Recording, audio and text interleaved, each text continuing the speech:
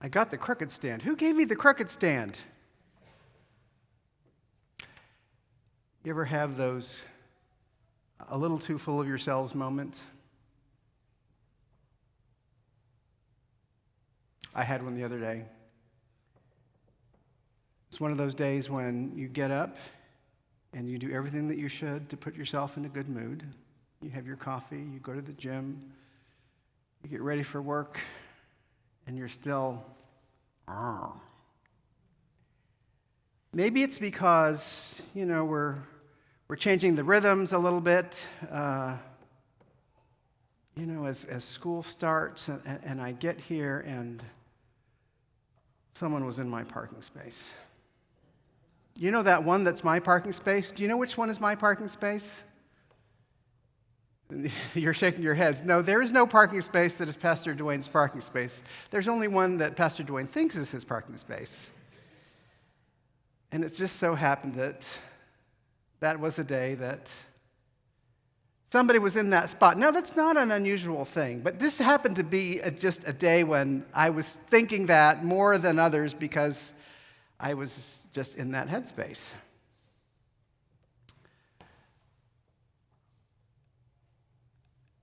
So it was also a Wednesday, and it's Wednesday's the day when our staff meets. We kind of go over things. We don't have a lot of structure to our staff meetings. Let me just be honest about that. What's going on in the church? What do we know about? How are your ministries going? How are things going? What do we need to prepare for? What's going on in this person or that person's life? So I do kind of consider Wednesdays to be my personal therapy day with my staff. And I wanted to just grump about my parking spot. And I said, I can't. I have this Philippians text coming up about emptying myself, about being a servant. God knows when to put the right scripture in front of you. And it's been in front of me, and maybe this is a great scripture to keep in front of us all the time. And I realized that there are other versions of this. I was looking, speaking of parking in the parking lot, I look out and I sometimes, see that odd car here or there where someone has left it because they didn't get a school parking pass. And so they decide it's okay just to leave it here at First Church. Or, when the utility trucks roll in, they're all like rolling into our parking lot, and like, who asked? Or this was the best one. This was actually that very same day. Some guy decided to come and practice learning to ride his motorcycle in the parking lot. And like, someone says, is he practicing? And Corey goes, it looks like it. And I thought, why does this bother me? Why am I so territorial? Why am I so,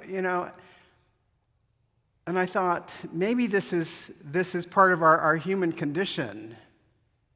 And I wonder if this is a little bit about sort of the ethos of our community, right? Because we know that parking is precious. Parking is precious in this town.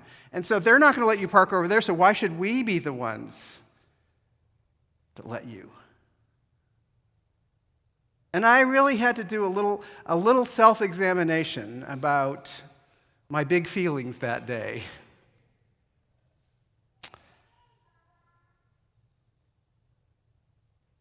Paul says Jesus took on the form of a servant or slave. It's actually slave. And we sometimes, depending on the translation you read, sometimes we want to soften that up. We don't like that kind of language. That's extreme. Took on the form of a slave by emptying himself and to take on our stuff. I'm imagining Jesus taking on my stuff, taking on my Duane-ness, my need to have my way, my need to, I've got a little bit of privilege. How come people don't recognize that? And what does Jesus do with that? And what does Jesus empty himself of? The big multi-$1,000 seminary word, the Greek word there is kenosis. The emptying, kenosis. It's not used a terribly numerous number of places throughout the New Testament. In fact, this is the big place where kenosis is used. And in fact, this is a big passage. This passage here in the second chapter of Philippians, I would say is like theologically top 3. I don't know what we'd put in the 1 or 2. But this is up there, right? This has all these theological ideas in this very short set of readings that we could talk about. You know, this humility, that's a part of it. Jesus emptying himself, being willing to humble himself even to the point of death on the cross. If we ended it right there, we could talk about this for weeks. But it goes on. Every knee shall bow and proclaim Jesus Christ Lord. But wait, there's more. What about this part where it says, work out your own salvation with fear and trembling? I try to work out my salvation all the time. I don't think I do enough trembling. Maybe sometimes I don't have enough fear. And maybe we should have a little bit more fear about what's at stake. And I actually think that we do have a fair amount of fear, but it works itself out in other ways. I look at this space here today, and I'm thrilled that we have a wonderful congregation here, and probably more than we do on a regular Sunday. But if this were, say, 1952 or 1962, 72 or 82, dare I say even 2002, this church would look different. But I wonder if we as a church have been a little too resistant to give up our parking spots until we have plenty of parking spots. But we think only certain names should be on them.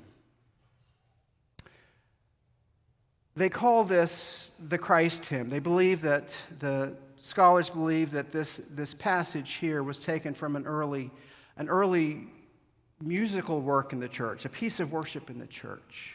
And that there's actually this poetry that's to this that Paul used. And you know how this is like a praise song, right? This is a hymn. You know how sometimes our hymns inform our theology and our theology informs our hymns. There's this circular connection.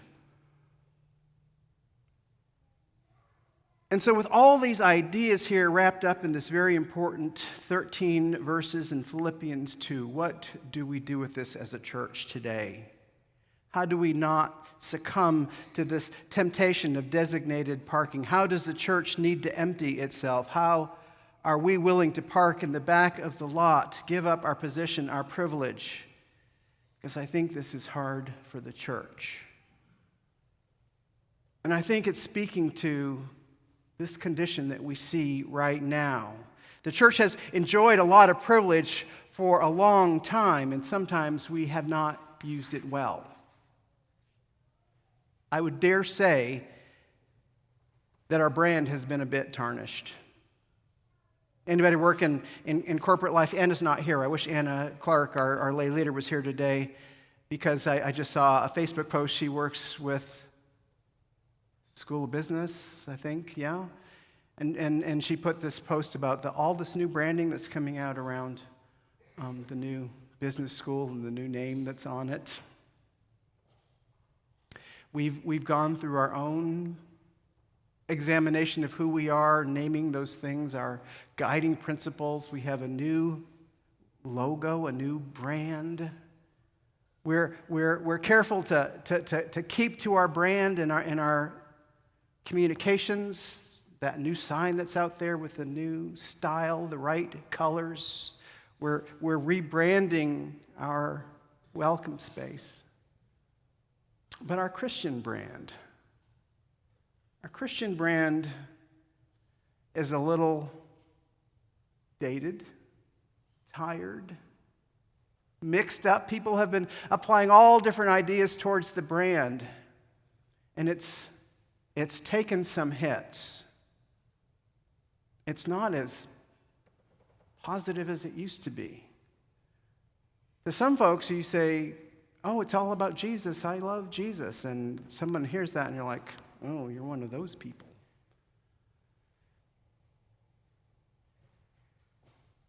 I think we need a new and an updated way of speaking, a new Christ colloquial, a new Jesus jargon, a new love logo, a new vernacular that is recognizable today.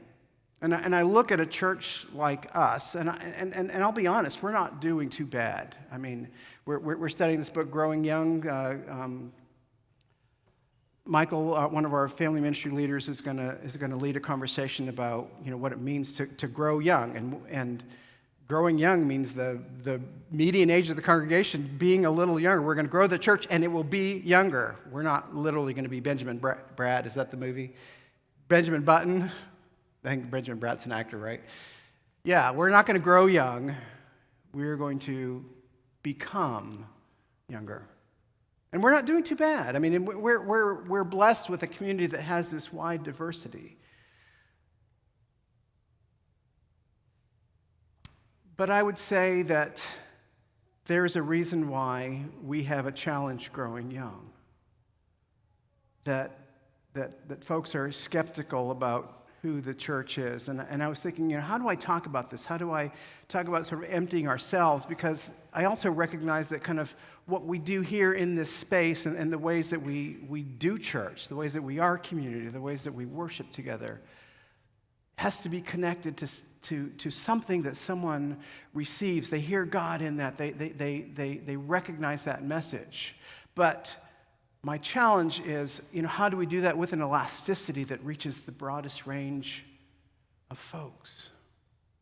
And so it just so happened, as I was sort of struggling with, how do we talk about this and what do we bring? As I was chatting with Todd. I do that every now and then. Probably not often enough. And he was saying, I was having a conversation with one of your ministry team, and he said, she's going to come chat with you. And I said, well, what was it about? And he's like, well, she'll come and talk to you. And I'm like, yeah, but is it a problem? Do I need to deal with something? Tell me, just give me a little bit, And so he starts to kind of just tease out what it was. And I thought, that's what I need to talk about. That's exactly the thing that I need us, me, you to hear. Haley, get up here. It's better if you say it. So this is Haley Johnson, who's one of our ministry team. And actually, when Todd kind of teased that out a little bit, I was like, actually, I think we've had a little bit of this conversation before. But for some reason, this was on your mind again. And so first, before we jump in, because a lot of folks don't really see you. So Haley is one of those people who's behind the scenes. She's not like me, who needs to be in front of everybody. She's, in fact, we had to borrow her, and so Todd actually went up with the kids today, because normally this is Haley's job, and she does a wonderful job. And so I get to check off two boxes today. One, asking her to kind of unpack this conversation we have, but the second one is that we actually haven't had a chance to kind of get Haley in front of you all. Yeah. And so now she's getting more and more nervous the longer I talk. I know her.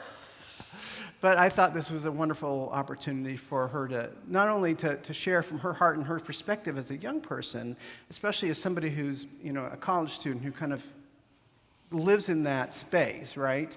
But also your education path as an educator, because you are in special education, a special ed major, and that's one of the reasons why you do such a wonderful job with our young people. But so tell us a little more about kind of who Haley is, and then let's get back to that point, okay? Yeah, so can you guys hear me? Yeah, okay. So hi, I'm Haley Johnson. So I'm usually teaching Sunday school, so you guys don't usually see me. I'm usually running around behind the scenes. I am a senior over at Purdue. I am majoring in elementary and special education, so I'm doing my last semester of student teaching right now, which is really fun. I grew up going to church. I grew up moving around a lot, so I've been to a lot of different kind of non-denominational churches, and and others. So yeah, I grew up going to church, and I won't lie, I took a step back from my faith a little bit when I first got to college, as I feel like a lot of college students do. So I decided to take a step back from the church community and kind of pursue my faith on my own terms, and gradually I've come back towards the church with this congregation. So. And why did you do that? Well, there are lots of issues that happen in churches, I guess. Why did you decide to come back? Okay. Yeah. Yeah, so I came back. I don't know if you guys remember Lael Maddock. She used to help out with Sunday school too, which was great.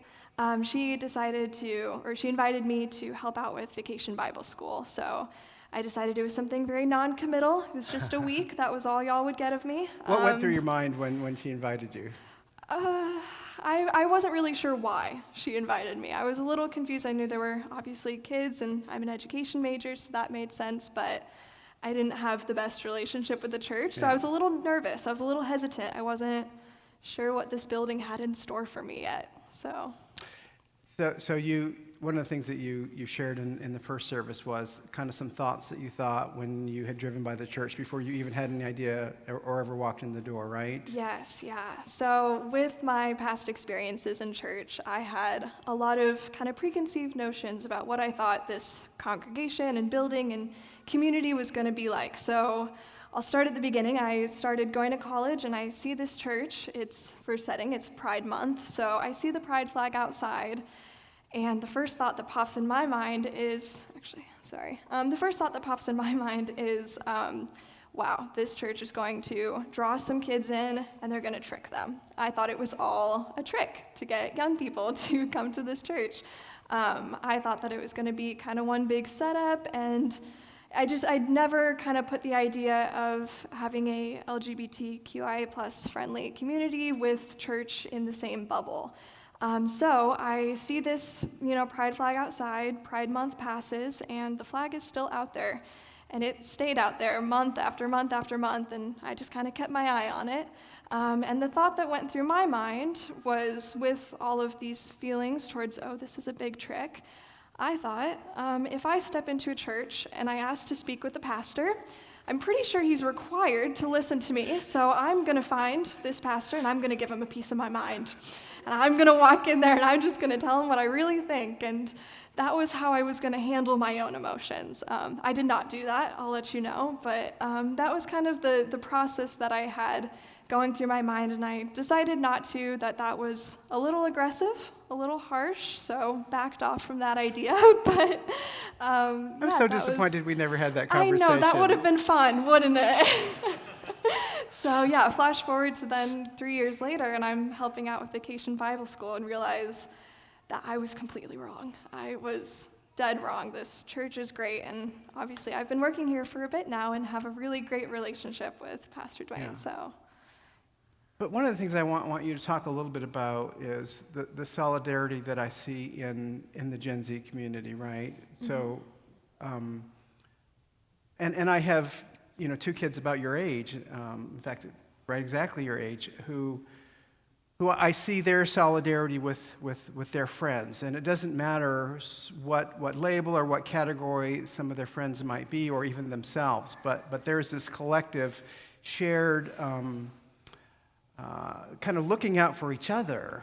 Mm-hmm. And so if I'm not okay in this space, then you're not going to go too, right? And Yeah. So there's this willingness to really be, kind of partners in kind of whatever that is. Talk a little bit about that. Yeah, I think my generation, we try and stay pretty close-knit, and I think if something is offending or bothering one person, then, the rest of us are not going to just go along with it. And I feel like every generation has this in some ways. I'm not just saying it is mine, but there is that kind of sense of community there. So, I think that kind of keeps people my age from churches, because we know that some churches are not going to be necessarily a safe space. And I think that a lot of people my age are really just looking for a safe space to find and be able to be themselves and express themselves. So I did not find that growing up, and I now have found that here, but it is